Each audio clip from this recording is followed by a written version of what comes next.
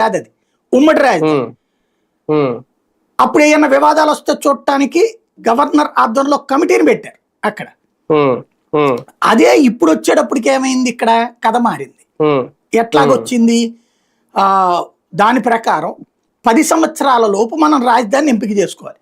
మనం శాసనసభలో తీర్మానం చేశాక ఏం చెయ్యాలి, దాన్ని అమరావతి రాజధాని, అమరావతి ఏది అనేది చూపించాలి కదా. అసలు ఏది ఇప్పటికి చెప్పండి, ఏది అమరావతి? పేపర్ సిటీ ఎడిషన్ లో అమరావతి అని రాసుకుంటే కుదరదు కదా.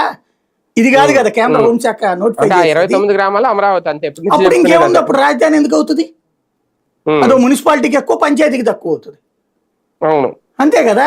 వీళ్ళు చెప్పిన అంతర్జాతీయ రాజధాని ఎందుకు అవుతుంది 29 గ్రామాలు అయితే? అదే ఇంకా డిసైడ్ చేయట్లేదు వీళ్ళు. 29 గ్రామాల రాజధాని. మొన్న ఏమన్నారు, కాదు అదేదో మెగా సిటీ అన్నారు విజయవాడ.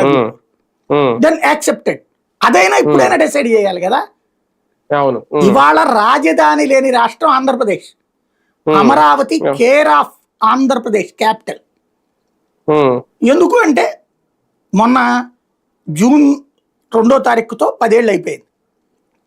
లాస్ట్ ఇయర్ జూన్ 2తో. అప్పటికి ఎవరున్నారు అధికారంలో? వీళ్ళే ఉన్నారు. తెలుగుదేశం అధికారంలో ఉంది, బీజేపీ సెంట్రల్ అధికారంలో ఉంది, జనసేన ఇక్కడ మిత్రపక్షంగా ఉంది. మరి వీళ్ళు అప్పుడైనా ఓ చట్టం చేసి పడేయాలి కదా. అంటే చేయలేదుగా. మరి ఇప్పుడు ఏంటి క్యాపిటల్? అదే సందర్భంలో పోనీ వీళ్ళు చెప్పినట్టు మెగా సిటీ అనుకుందాం, ఎవరు నోటిఫై చేశారు?